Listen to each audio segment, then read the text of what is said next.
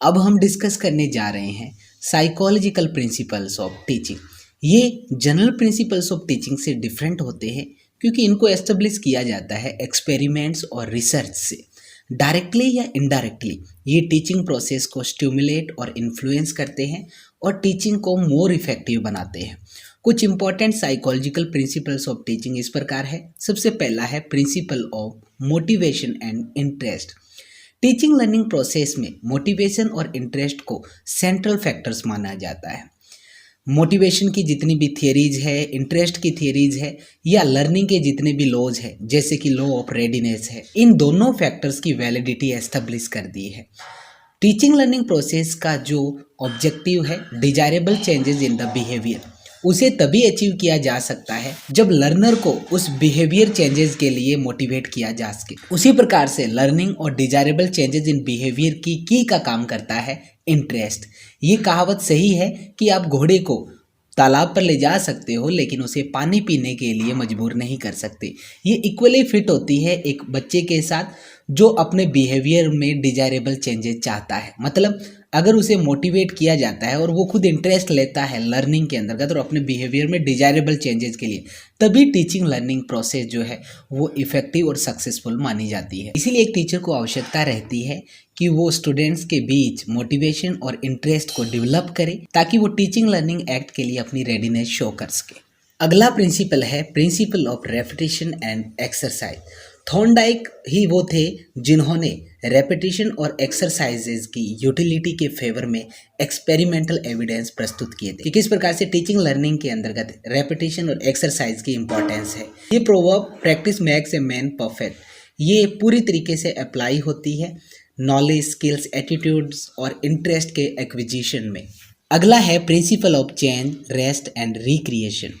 Learning के अंतर्गत psychological experiments ने इस बात को बताया है कि किस प्रकार से थकान, लैक ऑफ अटेंशन, ये जो चीज़ें हैं, नीरसता जो है वो इल इफ़ेक्ट्स डालती है लर्निंग टास्क में।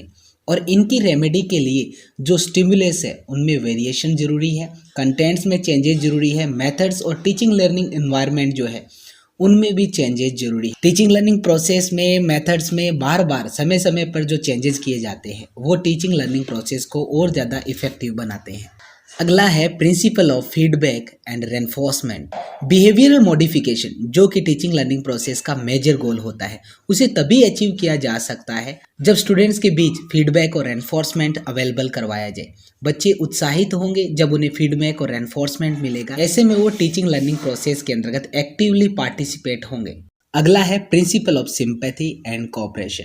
ये बेहद इंपॉर्टेंट प्रिंसिपल है जो एक टीचर को फॉलो करना ही चाहिए, क्योंकि एक टीचर जो होता है वो एक फ्रेंड, फिलोसफर और गाइड की तरह होता है। उसे तानाशाही बर्ताव नहीं करना चाहिए। उसका काम केवल स्टूडेंट्स को डायरेक्ट करना नहीं है बल्कि लर्निंग का जो ट्रैक है उसमें उनके साथ चलना है। उसे स्टूडेंट्स को इंकरेजमेंट और गाइडेंस प्रोवाइड करवानी चाहिए और अपना जो एटीट्यूड है वो सिंपैथेटिक और कोऑपरेटिव रखना चाहिए। अगला है principle of providing training to senses. Senses जो है वो नॉलेज के गेटवे के रूप में जानी जाती है। टीचिंग का रिजल्ट्स और ज़्यादा इनकरेजिंग बन जाता है जब एक्सपीरियंस प्रोवाइड करवाया जाता है सेंसेस के कॉम्बिनेशन के साथ, जैसे sense of hearing, sight, taste और टच के साथ। क्योंकि जो हम देखते हैं पावर ऑफ ऑब्जर्वेशन है, डिस्क्रिमिनेशन है, आइडेंटिफिकेशन है, जनरलाइजेशन है या एप्लीकेशन है। इन क्वालिटीज़ को तभी अच्छे तरीके से डेवलप किया जा सकता है जब सेंसेस जो होती है वो इफेक्टिवली फंक्शन करें। अगला है principle of utilising group dynamics. Group के अंतर्गत जो एक इंडिविजुअल होता है वो वैसे ही सोचता है जैसे उसका ग्रुप सोचता है, वैसे ही फील करता है जैसे उसका ग्रुप फील करता है और वैसे ही फंक्शन करता है जैसा उसका ग्रुप करता है। तो मतलब एक स्टूडेंट के ऊपर उसके ग्रुप का बहुत ज़्यादा इफेक्ट पड़ता है। इसीलिए एक वाइज टीचर हमेशा बेटर रिजल्ट्स के लिए जो ग्रुप साइकोलॉजी के जितने भी एस्पेक्ट्स हैं उनको यूटिलाइज करना जानता है। अगला है principle of encouraging self learning. ये इंपॉर्टेंट प्रिंसिपल है क्योंकि टीचिंग के अंतर्गत जरूरी नहीं है कि हमेशा टीचर हमारे सामने मौजूद हो। सेल्फ लर्निंग को ही डेवलप करना एक बेटर टीचर की निशानी होती है।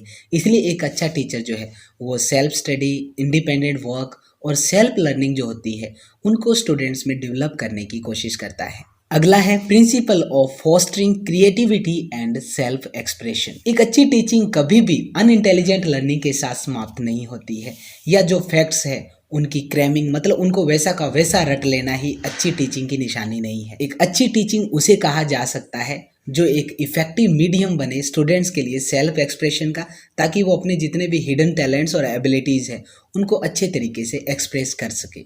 Last psychological principle of teaching है principle of remedial teaching. Remedial teaching के अंतर्गत सबसे पहले जो स्टूडेंट्स हैं उनकी जो भी प्रॉब्लम्स है उनको डायग्नोस किया जाता है, मतलब उनकी समस्या को पहचाना जाता है। उसके बाद उनके लिए रिमीडियल वर्क किया जाता है, उनकी जो भी परेशानी है। इसलिए एक अच्छा टीचर हमेशा रिमीडियल वर्क प्रोवाइड करवाता है एक पर्टिकुलर स्टूडेंट के लिए या पूरे ग्रुप के लिए, ताकि उनकी लर्निंग के अंतर्गत आने वाले डिफ़िकल्टीज़ को सॉल्व किया जा सके और उनकी प्रॉपर ग्रोथ और डेवलपमेंट में ये मददगार साबित हो सके। तो इस प्रकार से ये थे सारे साइकोलॉजिकल प्रिंसिपल्स ऑफ टीचिंग। फिलहाल इस वॉल्यूम में इतना ही, मिलते हैं एक नए वीडियो के साथ, तब तक के लिए दीजिए इजाज़त। शब्बा खैर।